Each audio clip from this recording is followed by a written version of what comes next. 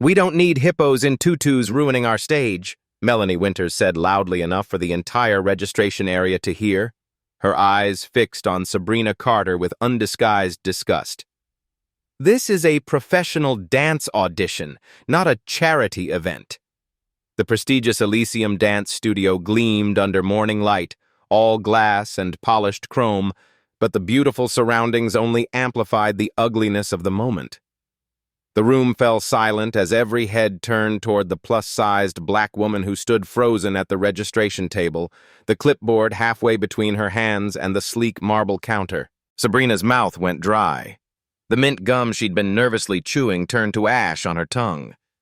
20 pairs of eyes, mostly white, mostly attached to slender bodies in expensive athleisure, locked onto her curves, her dark skin, her Target-bought dance clothes that lacked designer labels.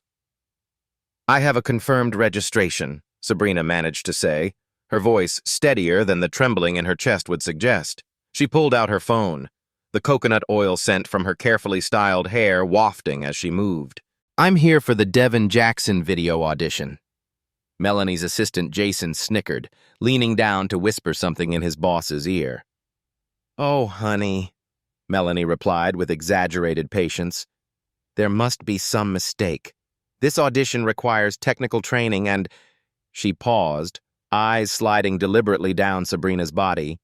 "Certain physical attributes that align with professional standards. Perhaps you misunderstood the requirements?" A petite blonde named Zoe had already raised her phone, recording the humiliation with barely concealed delight. "This is going to go viral," she whispered to the dancer beside her. The cold plastic of the registration clipboard stuck to Sabrina's suddenly sweaty palms. "My confirmation number is 22789, she insisted. "Check your list." Melanie sighed dramatically, making a show of flipping through papers. "Fine. We're inclusive enough to let you audition. We need diversity in the reject pile too, I suppose." She scribbled on a sticker. "Number 87, last group. Don't waste too much of our time." The sticker felt like a brand of shame as Sabrina pressed it to her chest, the number nearly triple what most others had received. She moved to an empty spot against the wall, each step an act of defiance against legs that wanted to run. "Isn't she the night janitor?" a tall dancer nearby whispered, loud enough for Sabrina to hear. "I've seen her emptying my trash." "Guess she got confused about her place in the building," came the reply, followed by muffled laughter. Sabrina began her warm-up stretches, her movements deliberate despite the burning humiliation crawling up her neck. She hadn't told anyone she was auditioning today, not even Theo. What if they were right? What if her body was simply wrong for dance, no matter how much her soul yearned for it? Her phone vibrated with a notification from her anonymous dance account. Someone had commented, "When are you going to reveal yourself, Midnight Mover? Your choreography is fire." Across the room, Melanie watched with thinly veiled contempt, already certain of Sabrina's failure, already planning how to humiliate her further when she inevitably stumbled. Not today, Sabrina thought, a coal of anger igniting in her chest. They would learn. They would all learn. The apartment was still dark when Sabrina's first alarm blared at 4:30 a.m. She silenced it quickly, mindful of her brother sleeping in the room next door. The ceiling creaked above, Mrs. Ramirez from 3B starting her early shift at the hospital. Sabrina moved quietly through her morning routine, muscles aching from yesterday's audition. First round had gone exactly as expected. Melanie cut her demonstration short, barely letting her complete half the required sequence before dismissing her with a curt, "That's enough, number 87. But somehow, impossibly, her number had appeared on the callback list. The kitchen was small, but meticulously organized.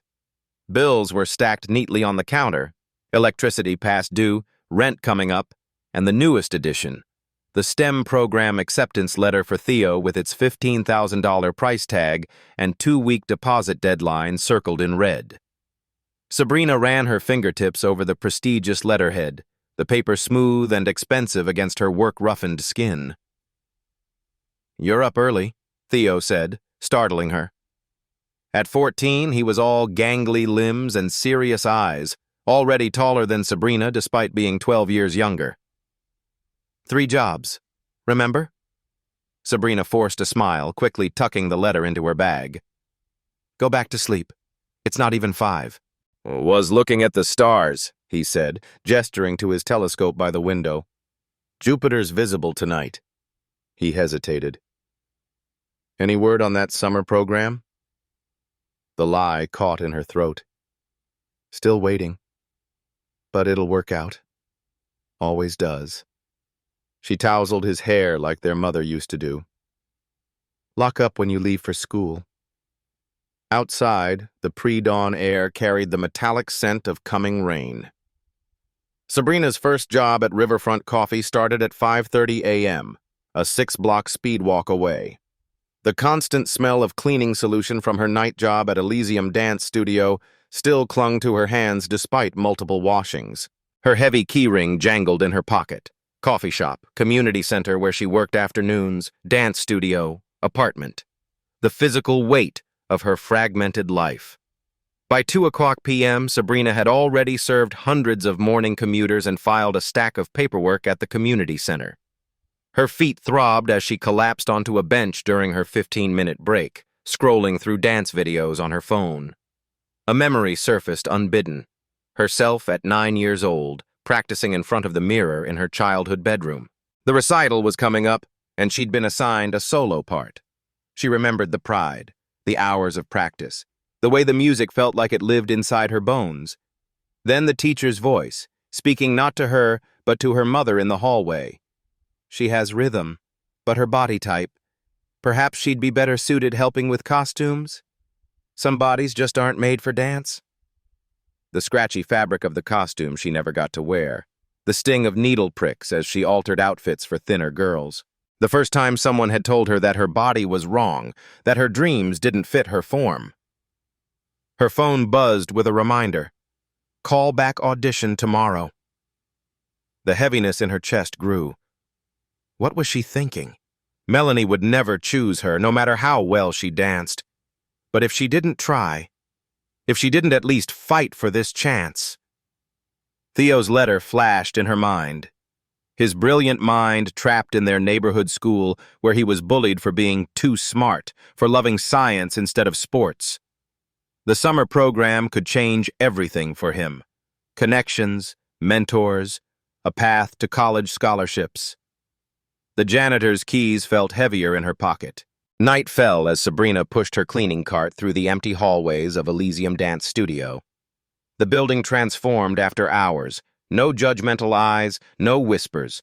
Just polished floors and mirrored walls and blessed silence. She finished the bathrooms and lobbies quickly, saving Studio A for last. The largest practice room, the room where callbacks would happen tomorrow. At exactly 11:30 p.m., Sabrina locked the main doors from inside and wheeled her cart into storage. She changed quickly in the bathroom. Leggings, tank top, bare feet. Her muscles protested from the long day, but something else inside her stirred to life.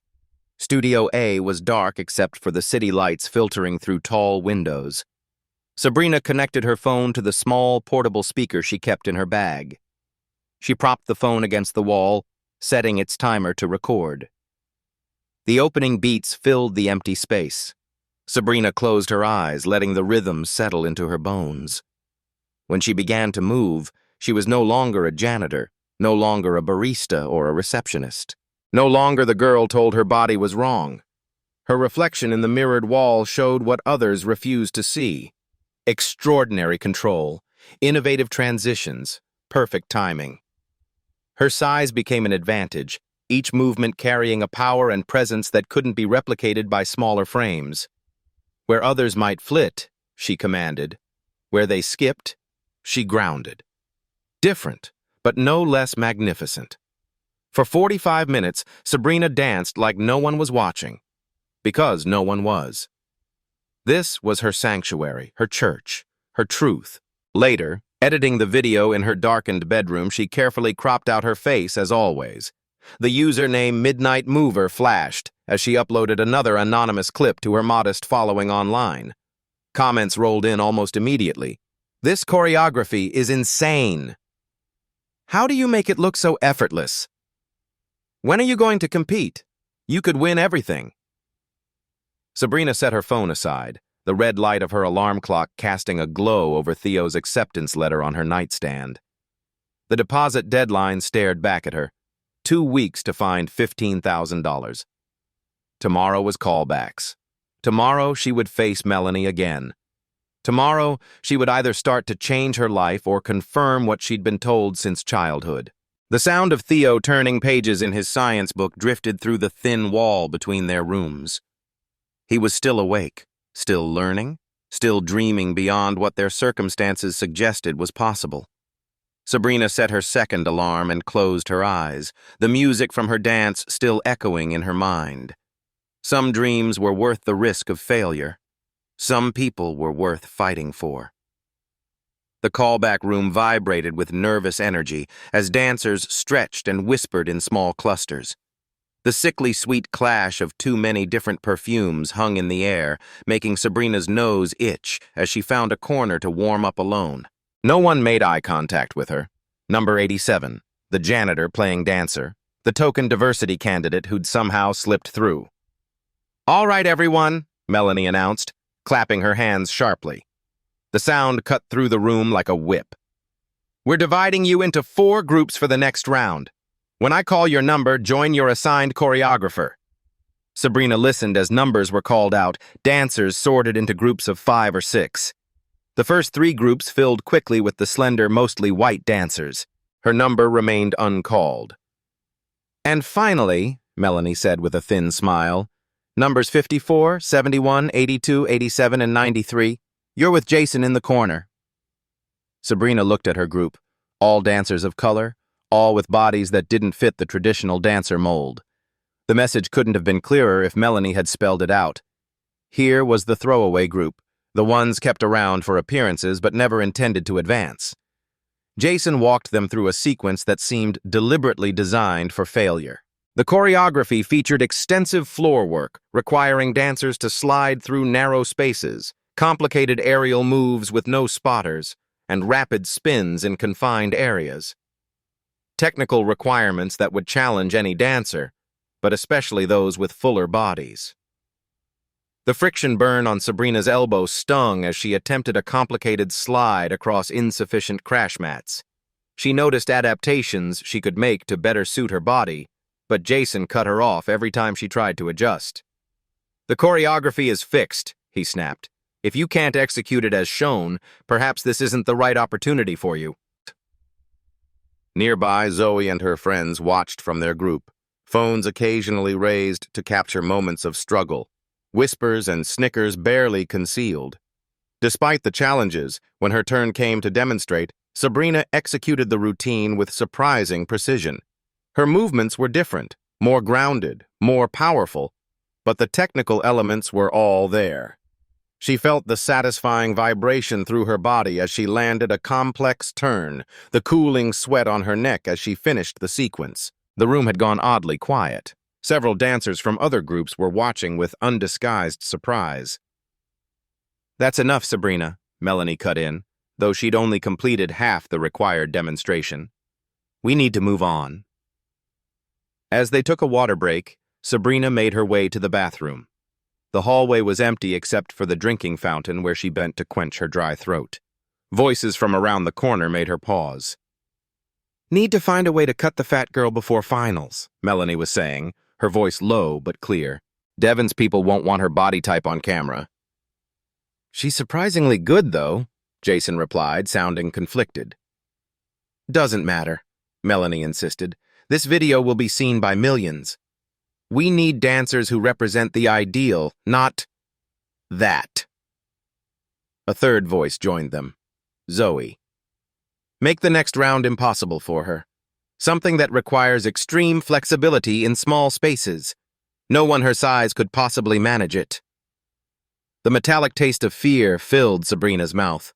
Her heartbeat drowned out parts of their conversation as she pressed herself against the wall, trying to remain unseen. "Perfect," Melanie was saying. "We'll announce the special challenge tomorrow. Make sure all the thin girls know the real choreography in advance." Sabrina slipped back to the studio, hands trembling slightly. She'd known the odds were stacked against her, but hearing them actively plotting her elimination made it horrifyingly real.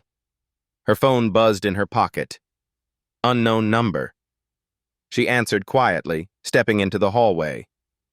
"Ms. Carter, this is Dr. Wilson from Horizon STEM Academy." The voice was professional, clipped. "I'm calling about Theodore Carter's application." "Yes?" Sabrina's chest tightened. "There's been a change in our enrollment timeline. Due to unexpected demand, we need the deposit within 2 weeks to secure Theodore's spot, rather than the original month. Several waitlisted students are ready to pay immediately." The world seemed to tilt sideways. 2 weeks? That's $15,000 by the 15th, or we'll need to offer his position to another student. He scored remarkably well on our assessment. It would be a shame to lose him. Sabrina ended the call and leaned against the wall, breathing deeply. 2 weeks. The exact amount of time until the final dancer selection for Devin Jackson's video, and its $15,000 featured dancer fee. When she returned to the studio, Melanie was announcing the next round. "Callbacks continue tomorrow. We'll be testing your adaptability with a special challenge routine. Only 10 dancers will advance to the final round." Their eyes met across the room, and Sabrina saw the smug certainty in Melanie's gaze. The choreographer expected her to fail, had engineered it specifically. That night, as Sabrina swept the now empty studio floors, her mind raced with impossible choices. She could expose the discrimination, but who would believe the janitor over the renowned choreographer?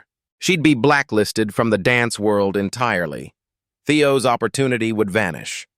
She paused outside Melanie's office, noticing the light still on. Through the crack in the door, she could see choreography notes spread across the desk. Tomorrow's surprise routine. The weight of the broom in her hands suddenly felt different.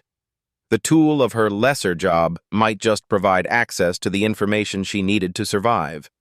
She glanced around the empty hallway, then back at the notes visible through the doorway.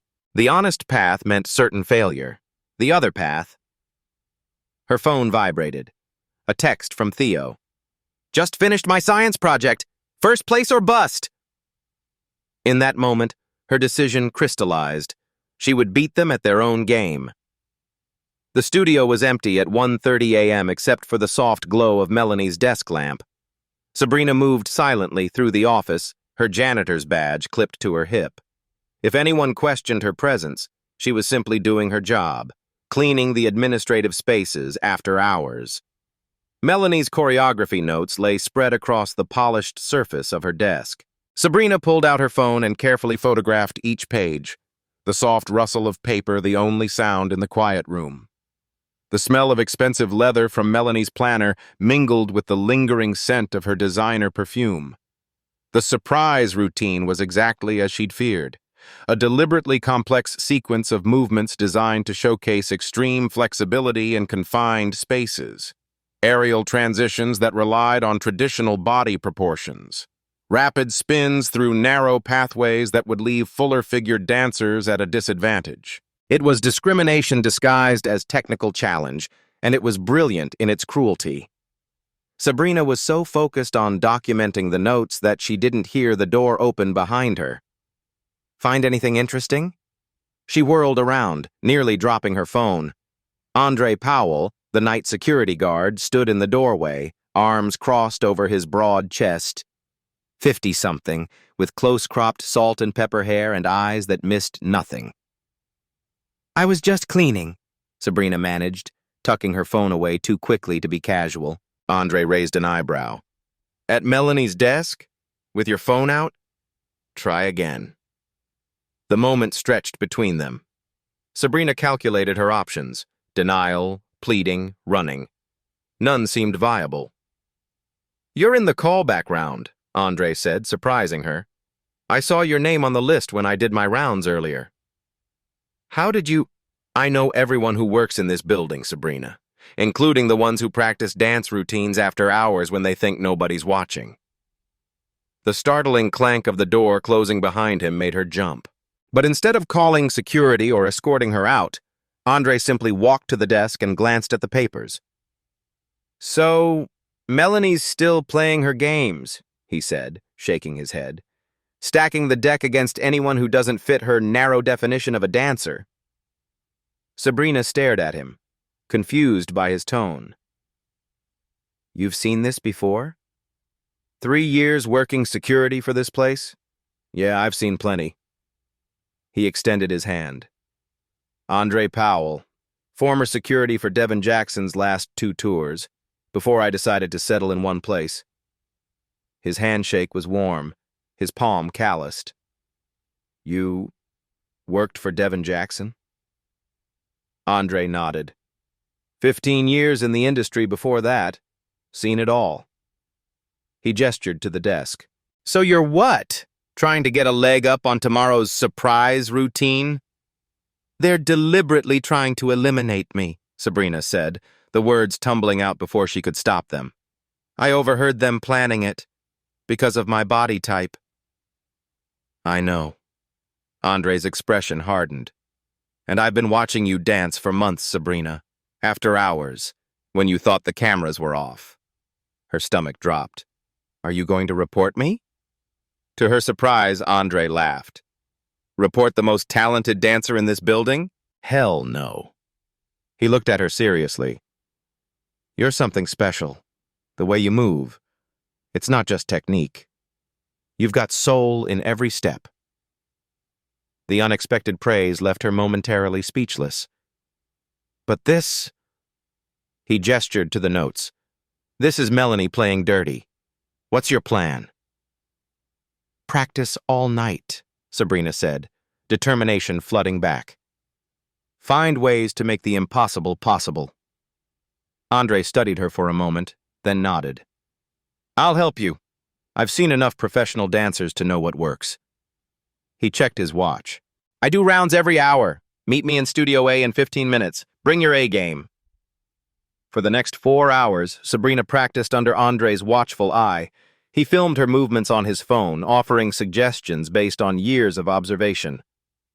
Don't try to dance like them, he advised as she struggled with a particularly difficult transition. Dance like you. Use your center of gravity as an advantage. Where they rely on conventional techniques, create alternatives. The burn in her muscles intensified as she repeated the moves dozens of times. By 5 a.m., her breath condensed in visible puffs in the cold studio, but she'd found ways to execute every element of Melanie's impossible routine, differently, but effectively. You're ready, Andre said finally, as she collapsed onto the floor, exhausted but triumphant. But there's something else you should know. He pulled out his phone, swiping to a video folder. I've been collecting evidence of Melanie's discriminatory practices for years. Recordings, emails, conversations like the one you overheard yesterday. The blue glow of his screen illuminated their faces as he showed her clips.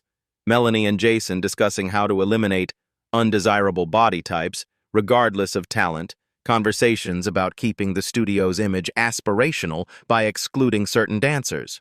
Why collect all this? Sabrina asked, the tension in her shoulders temporarily relieved as she stretched her tired hands, knuckles cracking. Because it's wrong, Andre said simply. And because someday, someone would come along with the talent to expose it. He looked at her meaningfully. Someone like you. Me? I'm just trying to survive callbacks. You're Midnight Mover, Andre said, surprising her again. I recognized your style immediately. You've got thousands of followers who have never even seen your face. How did you... Like I said, security cameras. He smiled. The question is, what do you really want, Sabrina? To get through this audition, or to change things? Sabrina thought of Theo, of the deadline, of the $15,000 that could transform his future. I need this job, Andre. My brother... I understand, he said, nodding.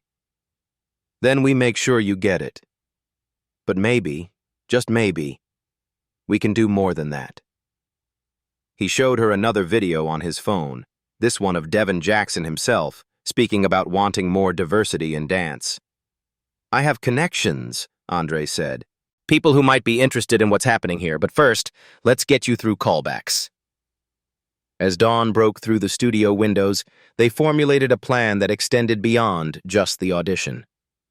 For the first time since this began, Sabrina felt something new blossoming alongside her determination. Hope. Sleep was a luxury Sabrina couldn't afford.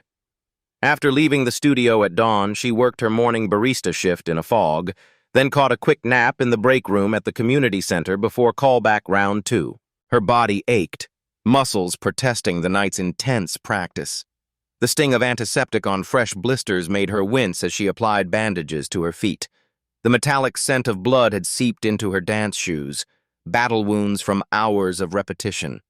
Andre had helped her break down Melanie's impossible routine into components, finding alternative approaches for each challenging section. Where the choreography called for a traditional petit allegro requiring a small, light frame, Sabrina had developed a grounded variation with the same timing but different energy.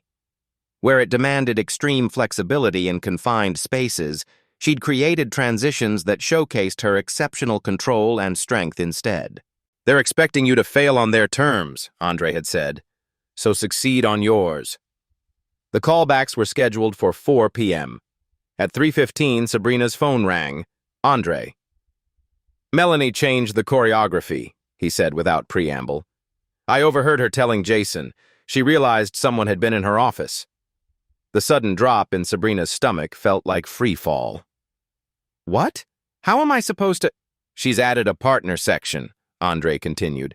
"Each dancer will be randomly paired for a lift sequence." "Randomly?" Sabrina repeated, the tension headache already forming at her temples. "Nothing's random with Melanie. Word is you'll be paired with Zoe." Of course, the smallest dancer paired with the largest, a deliberate mismatch designed for failure. "I have 2 hours before my security shift starts," Andre said. "Meet me at the studio. We need to rethink our approach." Sabrina arrived to find Andre already warming up in the small practice room he'd unlocked for her. The chalky texture of rosin dusted his hands as he demonstrated potential adaptations. "If they expect you to lift her traditionally, they're setting you up," he explained, his confident voice walking her through options. "But what if you invert the expectation? Use your core strength as the base while she provides the mobility." They worked frantically, developing contingencies for whatever Melanie might throw at her. Sabrina's body protested, but her mind remained sharp, absorbing every suggestion. At 3:50, doubt crept in. "Maybe I should withdraw," she said quietly. "They're determined to humiliate me." "Call your brother," Andre suggested. "Remember why you're doing this." Theo answered on the second ring, his voice excited. "Sabrina, guess what? My robotics project got selected for the state showcase. If I place in the top 3, there's another scholarship opportunity." The sound of his enthusiasm cut through her doubt like sunshine through clouds. She could hear the whirring of small motors in the background. He was still working, still believing in possibilities. "That's amazing, Theo," she said, her resolve strengthening. "You're going to blow them away." "Everything okay?" he asked, suddenly perceptive. "You sound tired." "Just work," she lied.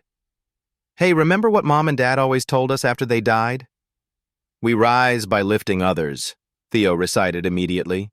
"You say it like every day." "Because it's true," Sabrina said, more to herself than to him. "Keep working on that project. I've got to run." After hanging up, she wrote the phrase on her inner wrist with a black marker. Rise and lift. The ink tingled against her skin, a physical reminder of what was at stake. The callback session was worse than she'd anticipated. Melanie announced the special challenge with barely concealed satisfaction, explaining that adaptability was essential for professional dancers.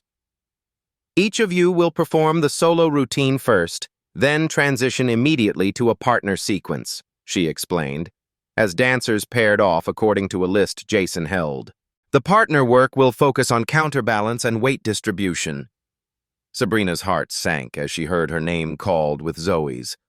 The petite blonde smirked, whispering something to her friends that made them giggle behind their hands. Just before her turn, Sabrina went to retrieve her dance shoes from her bag, only to find the left one slashed along the side seam, the right with its laces cut. She looked up to see Zoe watching her, innocence plastered across her face despite the suspicious scissors peeking from her bag. Instead of reacting, Sabrina calmly reached deeper into her bag and pulled out a second pair of shoes. She'd anticipated sabotage. The backup pair was identical, broken in, ready. The satisfied weight of them in her hands felt like a small victory. In the bathroom before her performance, Sabrina splashed cool water on her face, trying to calm her racing thoughts. The smell of her nervous sweat mixed with determination as she stared at her reflection. "You can do this," she whispered to herself, touching the rise and lift on her wrist. Her phone buzzed with a text from Andre. "Whatever happens, stay true to your style. Also, we have a special guest watching from the back. Don't look for them, just dance your heart out. Plan B is in motion." Special guest, Sabrina wondered briefly, but there was no time to dwell on it. Her number was being called. The studio felt electric as she took her position. Melanie, Jason, and a third judge, supposedly from Devin's team, sat at a table in front, tablets ready for notes. Zoe stood off to the side, looking smug and confident in their planned failure. Sabrina closed her eyes for a moment, feeling the vibration of the bass through the floor into her feet. In the momentary silence before the music began, she focused on her own determined breathing, pushing away all doubts, all fears, all limitations others had placed upon her. It was time to rise. The harsh stage lights created a wall of white glare as Sabrina took her position. 20 dancers had been narrowed to 10 for this final callback, and she was scheduled last, always an afterthought. The studio smelled of spray deodorant and fear, the squeak of dance shoes against the floor punctuating the tense silence between performances. Melanie sat center at the judges' table, flanked by Jason and a man introduced only as Mr. Thomas from Devin Jackson's team. A slender, unassuming figure in expensive casual wear who hadn't spoken a word, merely observing with inscrutable eyes behind designer glasses. "For our final assessment," Melanie announced, "each dancer will perform both a solo sequence and participate in a group coordination exercise. This will test not only individual skill, but your ability to blend with an ensemble." Her eyes flickered briefly to Sabrina. "Essential qualities for professional dancers." The subtle collective intake of breath from the dancers was audible. This was new, unexpected. Sabrina felt her mouth go dry. The other dancers had formed alliances during callbacks, practiced together, supported each other. She'd been deliberately isolated, excluded from their unofficial rehearsals. Zoe performed first, her technique flawless but mechanical. She executed each movement with precision but without emotion. Perfect extensions, perfect turns, perfect emptiness. The mysterious Mr. Thomas watched without expression, occasionally making notes on his tablet. Sabrina noticed him stifle a yawn halfway through. One by one, the dancers performed. Some were good, some exceptional, all conforming to the narrow physical ideal Melanie clearly preferred. The monotonous rhythm of technically perfect but emotionally vacant performances filled the hours. In the background, Sabrina could hear the soft muttering of Mr. Thomas to his assistant, who had joined him, neither looking particularly impressed. Finally, Melanie called her name. "Number 87, Sabrina Carter." The room seemed to hold its breath as Sabrina walked to center floor. Zoe and her friends exchanged glances, snickering behind their hands. Melanie's face showed smug anticipation of failure, of the plan coming together perfectly. The music began, a pulsing, challenging beat chosen specifically for thin, athletic dancers, full of rapid transitions that traditionally favored smaller bodies. But Sabrina had spent the night transforming these challenges into opportunities. From the first movement, she commanded the space differently than the others. Where they had skimmed the surface, she connected with the floor, using it as a partner rather than an adversary. Her movements were powerful but precise, grounded but fluid. She found the pockets between beats that others had missed, adding textures and layers to the choreography without changing its fundamental structure. For the section designed to showcase lightness, Sabrina defied physics. Her jumps didn't fight gravity. They embraced it, using momentum and core strength to create movements that were simultaneously powerful and ethereal. The feeling of perfect balance as she executed these moves sent a current of electricity through her body, muscles working in perfect harmony. Halfway through, the room's energy shifted palpably. The other dancers had stopped whispering, their attention captured despite themselves. Mr. Thomas sat forward in his chair, removing his glasses. Melanie's expression had transformed from smugness to discomfort. Sabrina made direct eye contact with her during a particularly difficult sequence, the very one that had been designed to make her fail. Instead of attempting the conventional approach, she executed a variation that maintained the integrity of the choreography while showcasing her unique abilities. The taste of imminent victory began to form on her tongue. Then came the group sequence, the final trap. As Sabrina moved to join the other dancers, she could feel their resistance. They'd been instructed, or had decided amongst themselves, to make this difficult. They subtly invaded her space, missed timing cues, creating a disjointed mess that would reflect poorly on her. But Sabrina had anticipated this too. Instead of fighting their sabotage, she incorporated it, adjusting her timing and spacing to make their mistakes look intentional. She felt the brush of another dancer intentionally coming too close, the slight push against her center of gravity, and converted it into momentum, into a new dynamic that elevated the entire sequence. The other dancers, thrown off by her adaptability, began making genuine mistakes.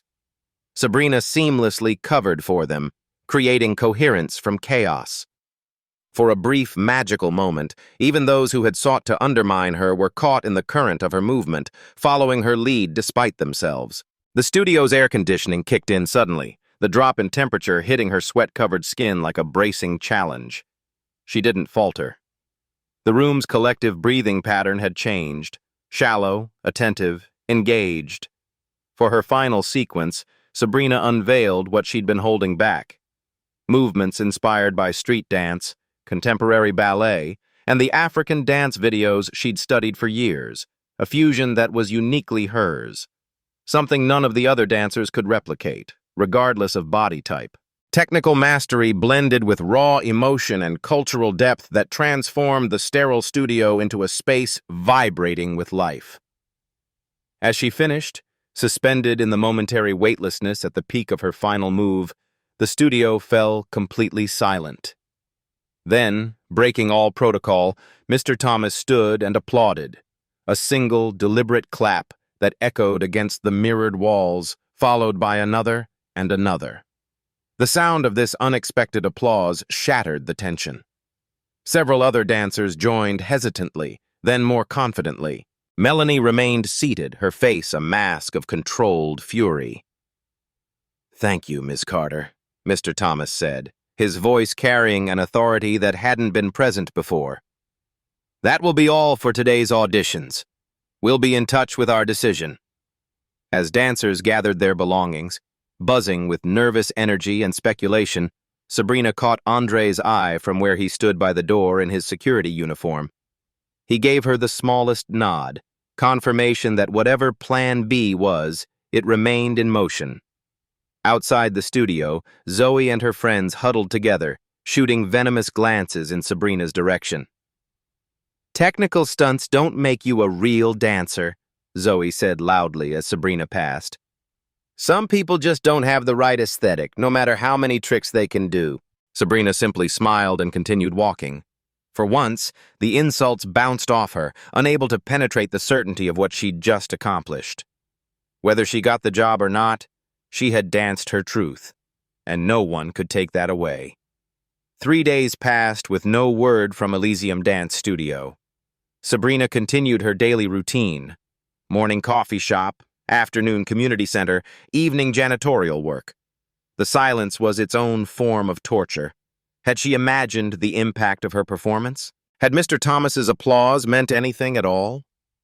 On the 4th day, While mopping the community center hallway, her phone rang. Unknown number. "Hello?" she answered, heart pounding.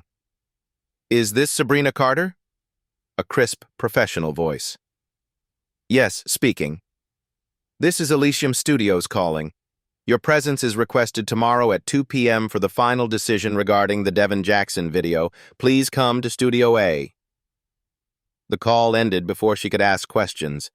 Sabrina leaned against her mop, trying to steady her breathing. Final decision. Not a rejection email or form letter. An in-person meeting. At 1:55 p.m. the next day, Sabrina pushed through the studio doors, her best dance clothes carefully pressed, her confidence a fragile thing she cradled like a flame in wind. The reception area was surprisingly empty. The usual buzz of activity was absent. No dancers warming up, no administrators rushing about. Andre stood by the Studio A entrance, his security uniform immaculate. He gave her a reassuring nod as she approached. "What's happening?" she whispered. "Just be yourself," he replied cryptically. "Everything's in motion." Inside Studio A, a small group waited. Melanie stood rigid by the judge's table, her expression carefully neutral. Jason hovered nearby, looking distinctly uncomfortable. The other callback finalists sat in chairs along one wall, including Zoe, whose confident smirk had been replaced by confusion.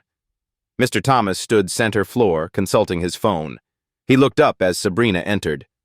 "Ah, Miss Carter, right on time. Please join us." He gestured to an empty chair, which Sabrina took hesitantly.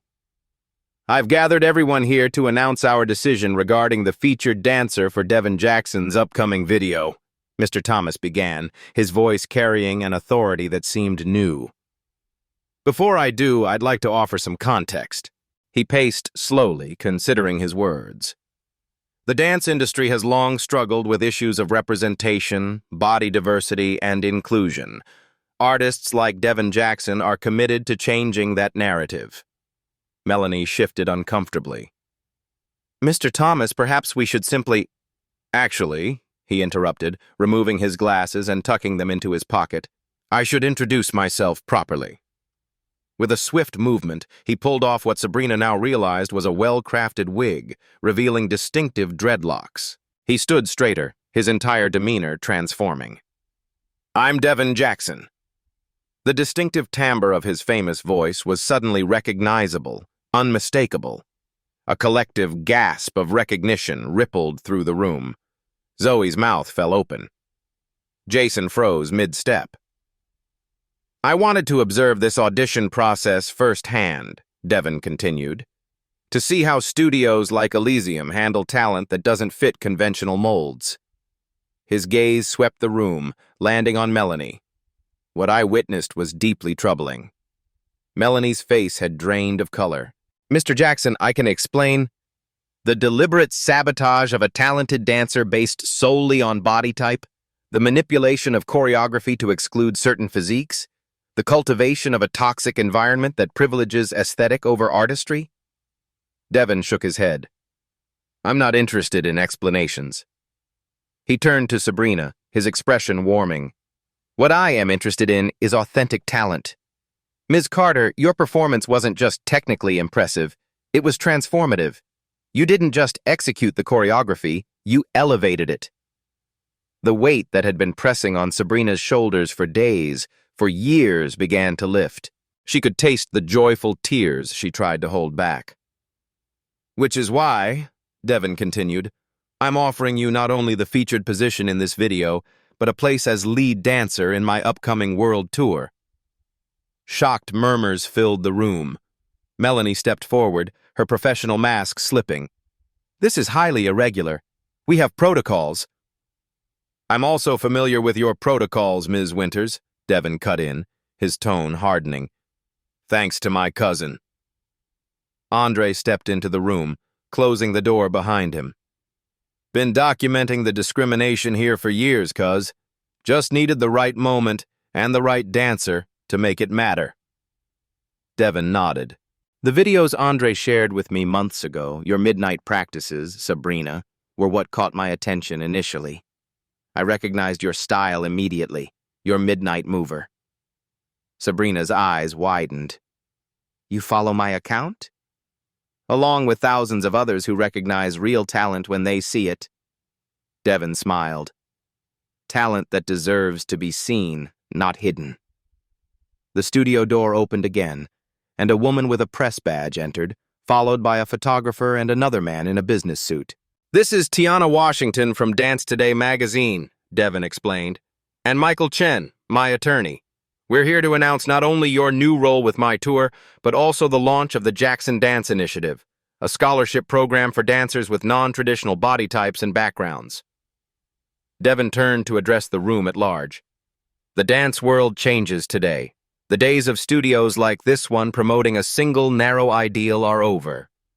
As if on cue, Sabrina's phone began vibrating incessantly in her pocket. She pulled it out to see notifications flooding her screen. Zoe's recording of the initial insult at registration had somehow gone viral overnight. But the comments were overwhelmingly supportive of Sabrina, condemning Elysium's practices. You planned this, Melanie said, her voice barely controlled. No, Andre replied. You did. We just made sure people saw it.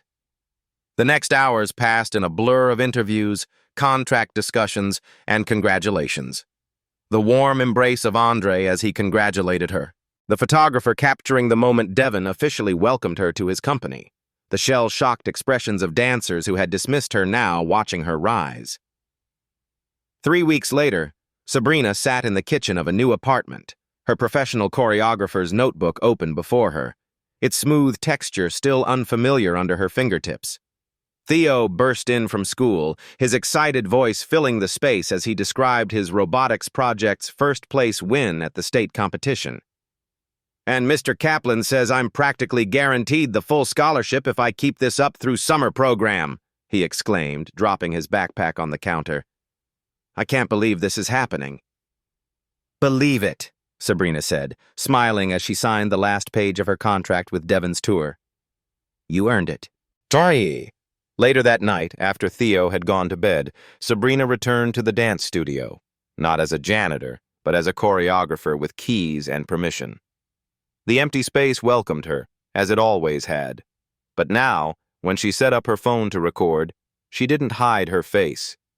Her significantly larger social media following didn't just want Midnight Mover anymore. They wanted Sabrina Carter, the dancer who had broken barriers, who had shown that talent transcended body type. As she moved through new choreography for Devon's opening number, feeling the pleasant burn of muscles still working hard despite success, her phone chimed with a text message. Devon, confirming tomorrow's rehearsal schedule. Beside it was a photo Theo had sent, himself and his robotics team celebrating their victory. Sabrina paused, looking at her reflection in the mirror. The studio was silent except for her breathing, the echo of her own voice as she whispered their family motto. We rise by lifting others. And rise she had, not by becoming someone else, not by shrinking herself to fit others' expectations, but by claiming her space unapologetically, by dancing her truth until the world had no choice but to watch and learn and change. She pressed play on the music and began to move again. The journey wasn't over. It was just beginning. Did Sabrina's journey of overcoming prejudice and claiming her rightful place inspire you? There are countless untold stories of triumph against discrimination waiting to be shared.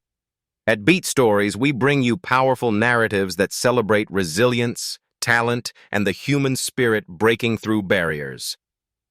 Don't miss our next compelling story. Subscribe to the Beat Stories channel now and hit the notification bell to experience more emotional journeys of underdogs rising above adversity and changing their worlds forever.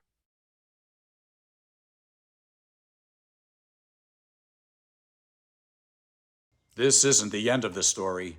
It's the beginning of what happens when truth meets visibility. At Beat Stories, we believe exposure is the first step to transformation. Subscribe and stay tuned, because the next story might be yours.